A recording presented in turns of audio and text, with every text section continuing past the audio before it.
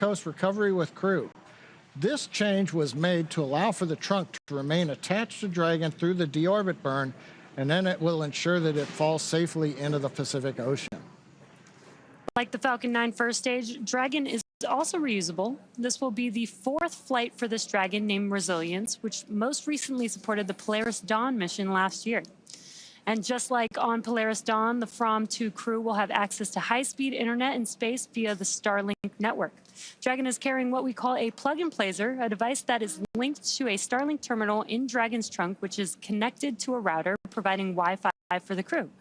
The placer is responsible for establishing and maintaining a laser communications link with Starlink satellites, which will be in orbit with Dragon.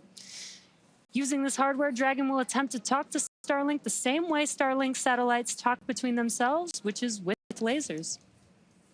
Now, over the last 5 years, and not including From 2, Dragon has supported 16 human spaceflight missions and flown 62 crew members representing 14 countries. Through the Axiom, Inspiration 4, Polaris Dawn, and From 2 missions, Dragon is helping lay the groundwork for deep space exploration, rapidly expanding our knowledge of how humans can adapt, live, and work in outer space. Dragon has proven to be quite a versatile spacecraft. It can autonomously dock to the space station when outfitted with the ISS docking adapter, which you can see on your left hand of the screen. Dragon can also be configured with hardware to support a spacewalk, which made its debut on the Polaris Dawn mission last year, and you can see that on the right hand of your screen. And in free flyer mode, in the center of the image, that's the docking adapter removed, swapped out for a cupola, and that's as it's configured for the From 2 mission. And right in front of us, this is actually a mock-up of the cupola right here. It's essentially a large dome-shaped window, providing incredible 360-degree views while in space. Hello, Sarah. Now, the cupola first debuted during the Inspiration 4 mission in 2021. Now, Dragon does have other windows on the sides of the spacecraft that the astronauts can use, but they're a lot smaller. The cupola replaces the docking port or Skywalker hardware at the nose of the spacecraft, which is not needed since From 2 will not be docking with the space station or doing a spacewalk. And being surrounded by a glass dome is probably the closest feeling you can get to being out in space without going outside of the spacecraft. And From 2 will be the second crew to experience Dragon's cupola while in orbit. Here's a little bit more from the SpaceX team on developing the largest window in space.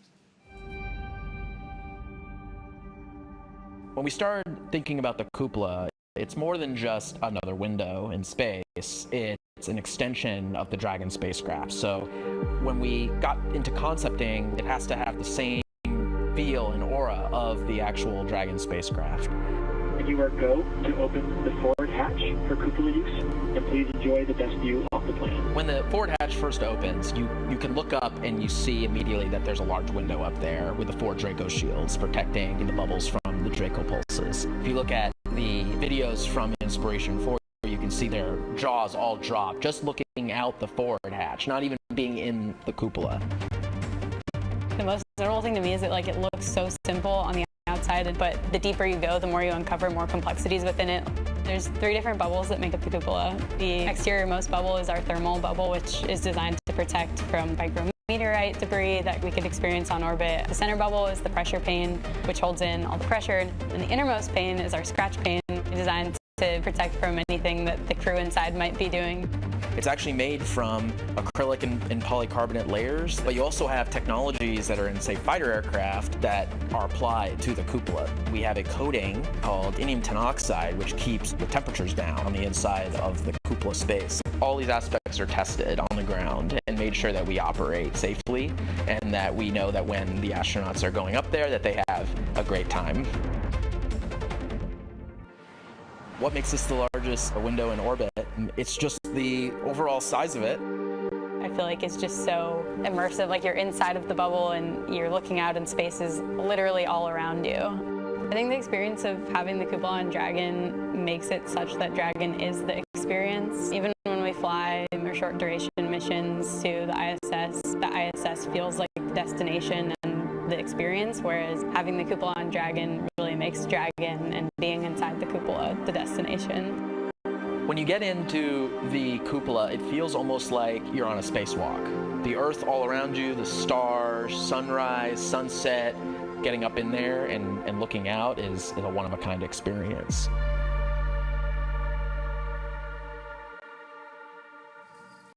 Now, joining us now are two SpaceX engineers who made their spaceflight debut on Polaris Dawn. They're going to help share what's going to space in a Dragon, what it's like. Welcome, Sarah Gillis and Anna Menon. It's so great to be here with you. Thanks for having us. Yes, thank you so much. We're thrilled to be here. Anna, Sarah, we're super excited to have you with us today. And for those of you who are not familiar, Sarah and Anna spent nearly 5 days in orbit, along with their crewmates Jared Isaacman and Kid Petit. Polaris Dawn flew higher than any Dragon mission to date, reaching the highest Earth orbit ever flown. And the crew completed the first ever commercial extravehicular activity with SpaceX-designed EVA spacesuits. So we're excited to have them with us today to add some insight from that firsthand experience. At this point, propellant loading has begun on Falcon 9 as From 2 prepares for liftoff in about 16 minutes from now.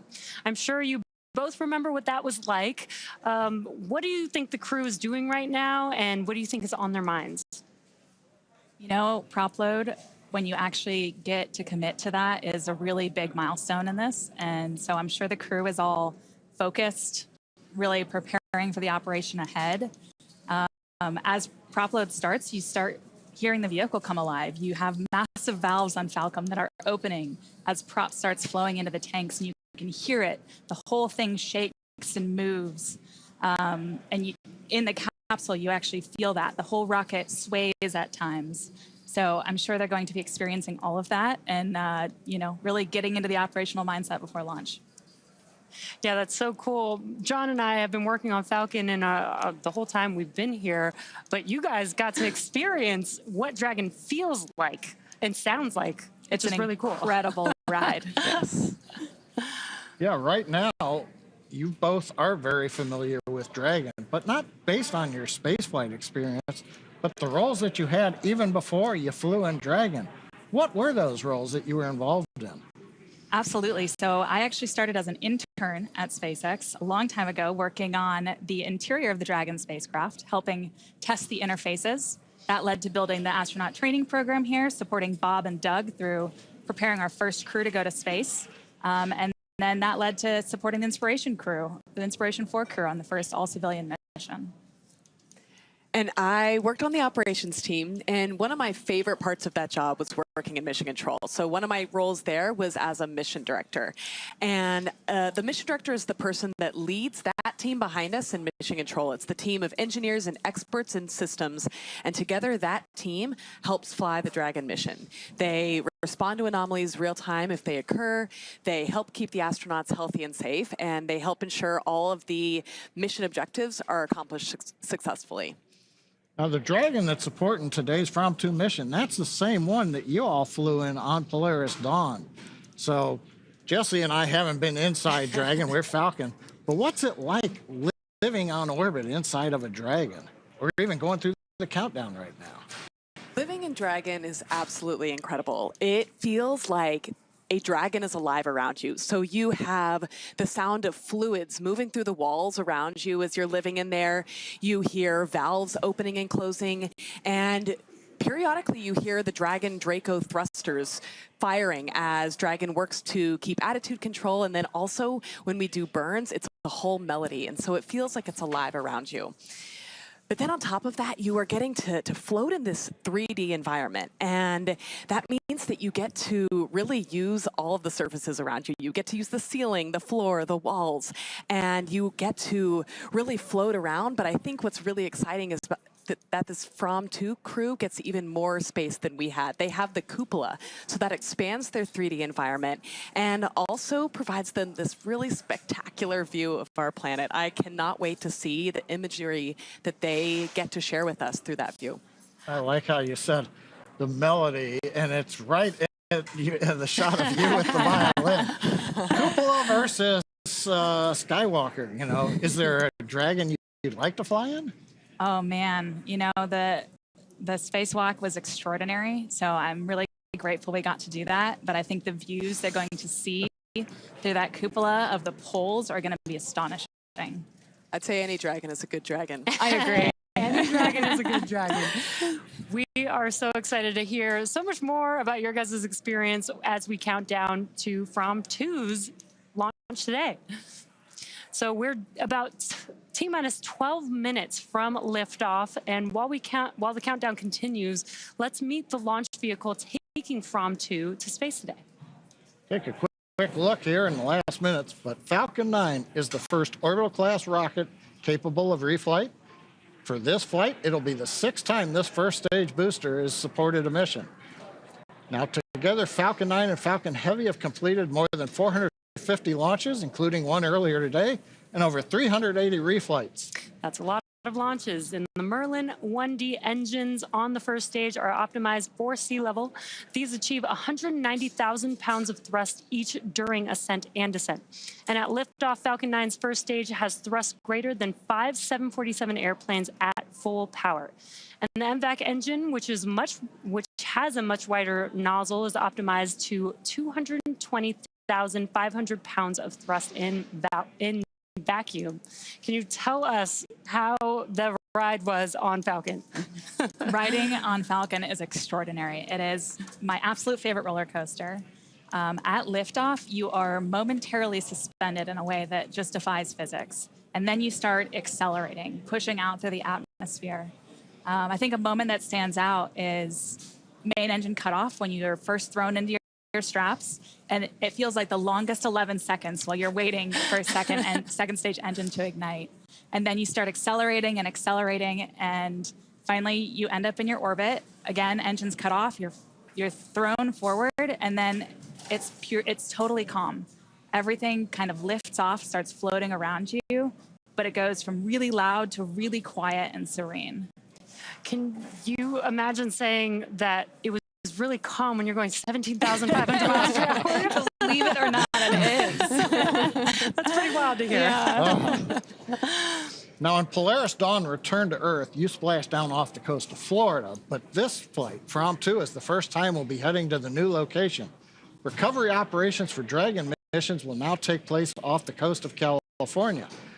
That, as we said, will ensure that Dragon's trunk, when it's jettisoned during re-entry, will re-enter over the Pacific Ocean. SpaceX engineers did some tremendous work to adjust for the new trajectory. That included changing how Dragon maneuvers before deorbiting and when the trunk is separated from the spacecraft. So while a different trajectory than your return to Earth, what was it like for the two of you when you were coming home from space? The return from space is also exhilarating. You still have those same heavy G-forces like you felt on the uphill, but instead of lasting for tens of seconds, they last for many minutes in duration. So maybe 7 minutes with those G-forces pressing you into your seat, feeling that pressure on your chest.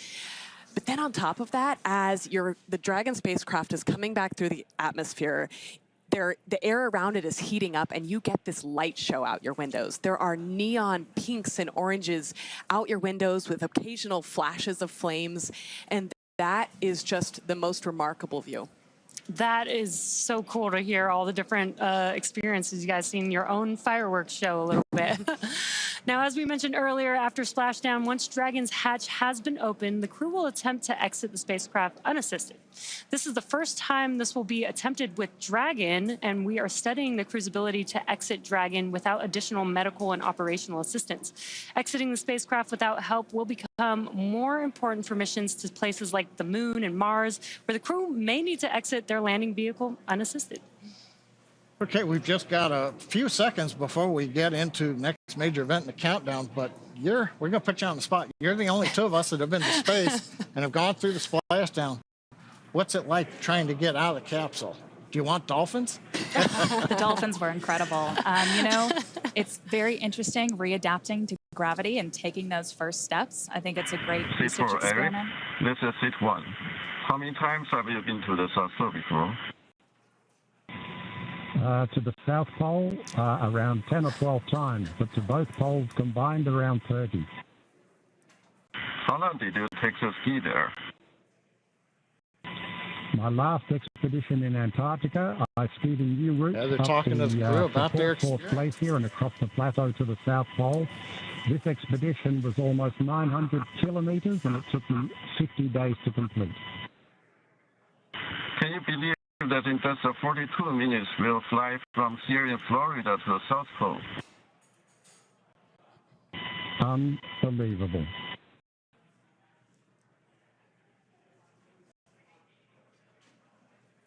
Sounds like they're talking to Eric Phillips about his experience in the Arctic. And yeah, he's going to go from pole to pole in 46 minutes in one of these orbits this time around. But you're talking about in the last seconds here, what it was like actually with splashdown, and then you got to get out. It's one of the coolest moments coming home and getting to see all of the people back on the boat to get you out. Stage 1 has started. And so I think it'll be really interesting to see them kind of get more equipment out and proceed out of the capsule by themselves. And we just heard a stage 1 engine trill has begun. You guys being on the vehicle during this time, could you feel that or hear that happening? So I remember, you know, notable kind of popping sounds as we progressed through different major stages of the prop load. You know, at this point in the countdown, I remember getting really focused, knowing that we were really close and those seconds are just flying by. I'm sure there was a lot of other things on your mind. Stage 1 RP1 load is complete. Oh, we heard the call out. Stage 1 fuel load's complete. We're right on the timeline. Right now, we're down to just liquid oxygen loading on the second stage. Now, were you hearing these kind of announcements from the Corps, letting you know where we were going through? Yep, they're keeping you up to speed on everything. You hear the loops coming through the spacecraft, and it's, as Anna said, it goes by so quickly in these last couple minutes before launch. Yeah, and we are just under a minute away from the Dragon vehicle transitioning into terminal count. That's where the internal flight computers will take control of Dragon. Did you guys experience any difference with that, or did it feel the same? That felt the same, but you know, we knew the words that indicated that transition, and so when that happened, we knew it was go time. Okay, T-minus 5 minutes, 23 seconds and counting. As we were just mentioning, we're coming up on the announcement to Dragon to configure for terminal count. We'll also be going to internal power on the Dragon spacecraft. So we're going to listen to the call out from the Dragon team and the Corps as we get through this next milestone in the countdown. Falcon 9 tanks are pressing for strong-back retract. Dragon is in configure for terminal count. Great news. The strong back that you heard called out there is the transporter erector, which you can see on your screen just to the right of the vehicle. Now, what's going to happen is the clamp arms are going to open up first, and then the strong back, or the TE, is going to begin to retract away from the vehicle, just about 2 degrees. And you could see it's very slow on your screen. The strong back is retracting. Good call out there, but you could see on your screen the clamp arms are beginning to open up. Again, once those are fully open, that makes way for the TE to move away from the vehicle. Yeah, and we heard the call out. We're pressurizing for strong back retract. We increased pressure into the Falcon 9 tanks, essentially stiffening the rocket so that we are then ready to open the arms up, release the load. Falcon 9 right now is standing free, except it's held down by arms at the very bottom of the Falcon 9, but you can see the arms around the second stage, which is just below the Dragon trunk, are opening. And now the strong back itself, the structure alongside the Falcon 9, will move about 2 degrees away from the Falcon 9. And then at liftoff, hydraulic arms will pull it to a position 45 degrees away as the Falcon 9 lifts off from pad 39A. Now, next activity we ought to hear is the strong back retract is complete. We might hear that call out, we might not. And then we're also finishing up liquid oxygen loading on the first and second stages. Yeah, at this point, fuel is loaded on both the first stage and the second stage. As John mentioned, liquid oxygen loading on stage 1 should complete in about 10 seconds or so. And then second stage liquid oxygen loading should complete at T-minus 2 minutes.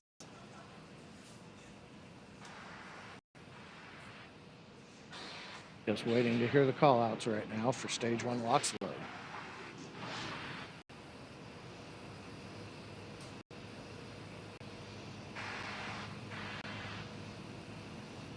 Stage 1 LOX load is complete. All right, we've got a good LOX load on first Dragon is stage. in terminal count and is on internal power. And we've got the confirmation Dragon has gone internal power, coming down from the crew back to the Dragon team here in the Mission Control Center. Next major activity, T-minus 2 minutes. Stage 2 LOX load will complete, and that'll finish loading all propellants on the Falcon 9 first and second stages.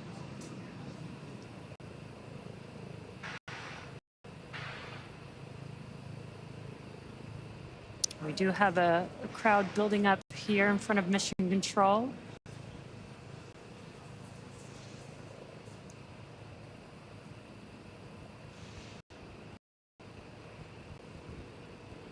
Stage 2 LOX load is complete.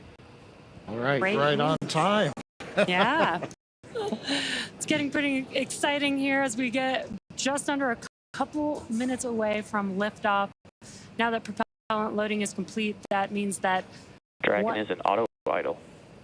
1 million pounds of kerosene fuel and liquid oxygen are now loaded on the Falcon 9 vehicle, and we will begin some venting. This will be some venting of the Ground gas closeouts have started. Expect loud venting. perfect timing. That venting is going, you may see some white clouds around the vehicle. We are venting out the liquid oxygen line, and that colder air meeting the warmer ambient air in Florida is creating that condensation. And I like to describe that like the condensation building around a cold glass of water. Now we're coming up on a minute where Falcon will go into startup. This is where the internal flight computers will take over. Falcon 9 is in startup. And now the vehicle. Dragon is in countdown. Vehicle is in startup. We're now just waiting for the final call from the launch director.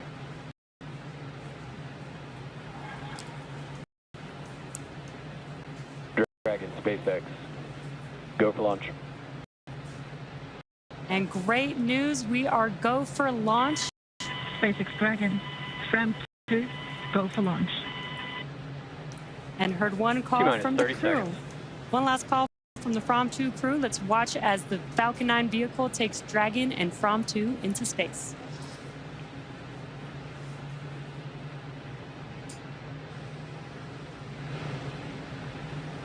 T-minus 15 seconds. 10, 9, 8, 7, 6, 5, 4, 3, 2, 1. Ignition and liftoff.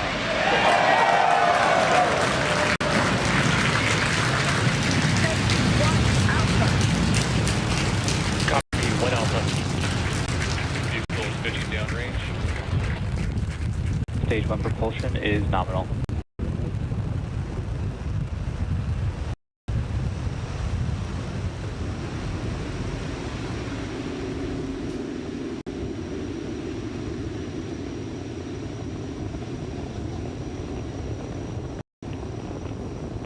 T plus 35 seconds into the From 2 mission, the first ever human spaceflight mission to cover the poles. And we are throttling down the engines on the first Power stage. telemetry nominal. On the first stage vehicle for. Stage 1, throttle down. Oh, it's perfect timing with these callouts. We throttled down the engines for Max Q, and there's Max Q. It's the maximum dynamic pressure that the vehicle Falcon sees 9 on is ascent. supersonic. Confirmation we're supersonic. We're preparing to throttle back up on first stage Merlin engines. Stage 1, throttle up.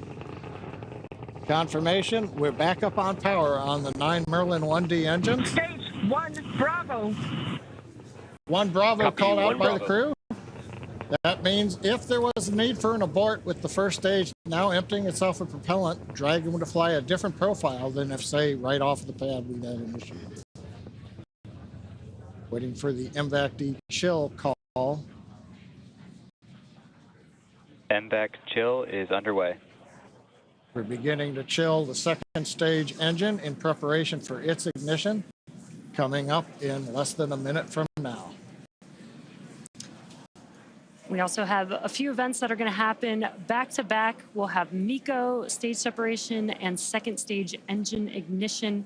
MECO is main engine cutoff. That's where we will shut down all of those 9 engines, which you're seeing there on the first stage vehicle to slow. Stage 1, throttle down. And we've got a live view of the crew on the vehicle at this moment, which is really cool. And we will have MECO stage separation and MVAC ignition in just about 10 seconds from now. Yep, we're beginning to throttle down the Merlin engines in preparation for main engine cutoff. You on the left looking up at the second stage engine nozzle. MECO. Stage separation confirmed. Stage 2. Copy, stage 2. MVAC ignition.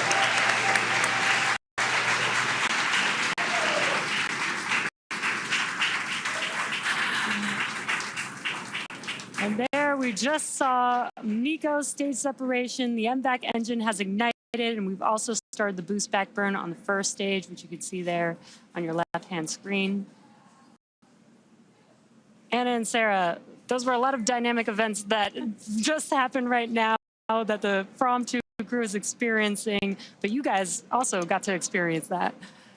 Yes, I remember. Now we're in stage 2, and I remember that slow buildup of G-forces during this stage. The first stage, the G-forces come on fast, but the second stage, they're a bit slower. And so right now, you're starting to feel it come on faster and faster, and you feel that pressure into your chest. You feel yourself being pressed into your seat, harder to move your hands up. It's an exciting ride, and you see the minutes counting by until the moment that you know you'll be in space. Yeah, you're right, because Dragon, SpaceX, trajectory nominal. good call out from Guidance Navigation Control Officer. Trajectory is nominal for the crew. Dragon, copy. And Commander copies that call out. But yeah, you had a good point. Well, we talked earlier, the second stage engine's over 200,000 pounds of thrust. There's more than 200,000 pounds of propellant, so when it first lights, it's not accelerating very rapidly. But Sarah, what's it like when you get near the end of the burn? We heard Bob and Doug back on Crew Demo 2 call it like driving down a gravelly, bumpy road at high speed. It's definitely more, maybe a little more vibration than first stage because the engine is so much closer to the spacecraft. So you absolutely feel a difference in the sensations you experience when you're riding on the second stage. Cool. I'm sure the From 2 crew is feeling something similar. They're still inside of Dragon, which is still attached to the second stage, and on your left-hand screen. SpaceX, trajectory nominal. On the left hand of your screen, you can see a view of the MVAC engine ignited. But coming up in a couple of minutes, we'll have the entry burn on the first stage, which is currently making its way back down to Earth. And we did perform a boost back burn on this one. Yeah, we did a one-engine boost back burn. We didn't have, normally when you launch to the east or northeast in a crew mission, you take advantage of the Earth's rotational velocity. But in this case, we're pretty much going straight south, and so you don't get that eastward velocity. So the first stage needed to use a little more propellant to get the crew up into the right position for stage separation. So we can't bring the first stage all the way back to land like we might do on an ISS mission. So instead, we're going to land on the drone ship, but not as far south as we would normally do. Dragon, if this SpaceX, was trajectory nominal. something like a Starlink mission. Another nominal trajectory. Dragon, copy, nominal. And the crew recites it back. We've got good comms with the crew. But yeah, Jesse, to your point, we are coming up on the second part of the return of the first stage, and that's going to be the entry burn. First stage will start the center engine and then light 2 additional engines. We should see that coming up right now in about 7 seconds. Meanwhile, the crew continuing to head to space.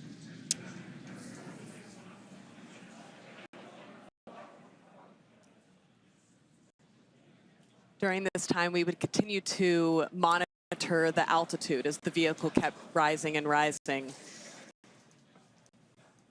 Yeah, you got the displays there where you guys can monitor that during the launch. Dragon SpaceX, trajectory nominal. And we did see on the left-hand screen that the entry burn has begun. Copy. Nominal. Entry burn did complete. We didn't hear any callouts, but we do have a green screen here. We have a good entry burn. Second stage continuing to head towards the separation orbit. First stage heading to the drone ship. Stage 2 FTS has safed. We are expecting the landing burn on the first stage to occur in about 20 seconds from now. That'll just be a single engine burn on the vehicle. Once again, the M1D engines have about 190,000 pounds of thrust, which is just enough to slow the vehicle down just in time for landing. Panama. Copy, Panama. It's another abort call out on the second stage. You're going to the space station, you hear it called Shannon. That tells you where you can reach if there's a problem right now.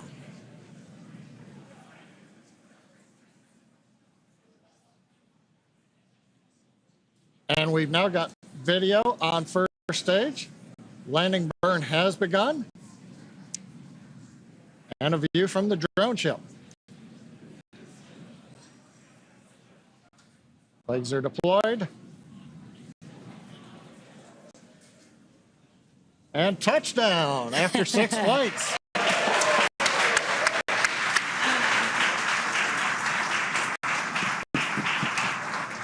And the booster that has taken the From-2 crew out into space has now made it back to Earth. Yeah, Jesse, we just heard the call out. I don't know if you hear it in the capsule on your flight, but we heard the terminal guidance call. We've essentially reached the altitude. Now we're working the angular momentum of the orbit. So we're going to listen in. We're just seconds away from shutdown. And about less than a minute after that, we should have Dragon separation from the second stage.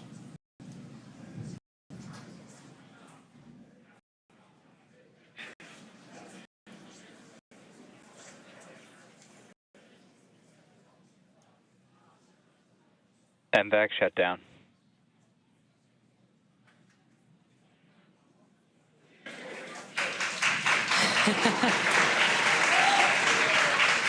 Dragon SpaceX, nominal orbit insertion. And great news there. We heard the call out for nominal orbital Dragon insertion. copy. Nominal. Dragon copies nominal. Launch escape system disarmed. Oh, another good call out. They're in orbit where they want to be. They've disarmed launch escape system. Doesn't need it anymore. We're 191 kilometers up. We've got the view of the crew. Right now, Dragon, or the second stage, is going through a very short period. We're making sure that we're pointed in the right direction. We've got the engine shut down, purging gas, and it's separation.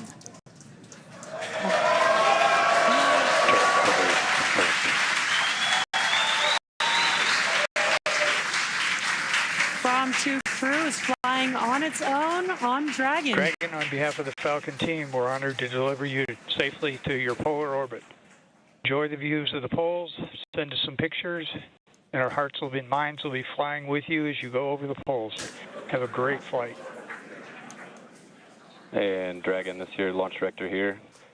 Pretty wild to see the From Adventure sailing to the poles once again, over 130 years from its christening. This time, though, with Starlink. Godspeed, From-2. Cheers. Cheers.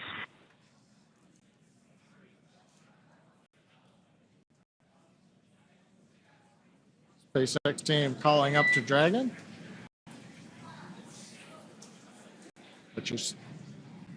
What you're seeing right now, the shots of Dragon, that was the Draco thruster checkout. And there's the crew. And I think Jesse, Anna, Sarah, on the right next to one of the small crew windows, that's probably their zero-G indicator, as we call it.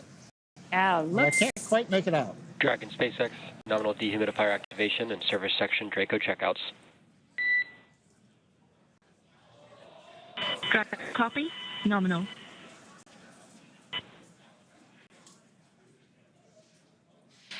And as we don't have views, what you're seeing there on your screen is mission control here in Hawthorne. Again, the crowd that we had watching the From-2 crew launch into space.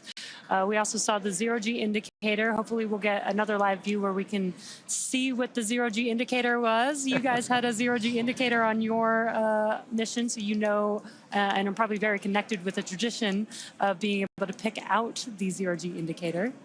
That was my first task as soon as we arrived on orbit, was to reach down and get the zero-G indicator out, our little dog asteroid. But I think it's honestly one of the coolest moments. First time you arrive on orbit and suddenly physics has broken and everything is floating in a way that is so different than anything you've seen before. That's so cool to hear that from you, because seeing the zero-G is actually my favorite part of crew launches because of the same reason. Like, oh, it's the first moment you actually see that it's your evidence that they are in microgravity. Absolutely. But I also love the tradition of being able to pick it out and the meaning behind the zero-G for each mission. I've got to ask, the Dragon separation, you know, it comes so quickly after the second stage. But when you got separated from the second stage, was there like a wave of relief, you know, or was it business as normal? I think there was a sense of joy in, you know, recognizing that there were so many important steps that had to happen in order to get us to that point, and recognizing that we had reached that point, but then also knowing that it was time to get to work. We had a lot of objectives ahead of us. It's really the moment the spacecraft comes alive. Like during Draco thruster checkouts, the nose cone opens, you activate your environmental systems. So you go from launching on a rocket to flying in a spaceship.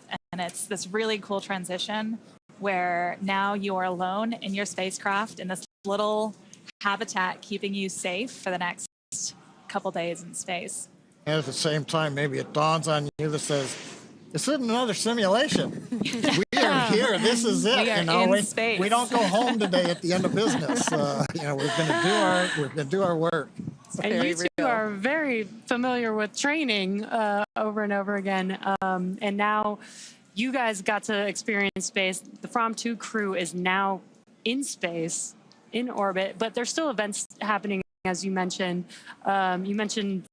We talked earlier about kind of maybe feeling a little calmness, but you said that there's you know, still things that you can hear going on. Can you hear like the nose cone opening? Do you recognize those events by the sounds?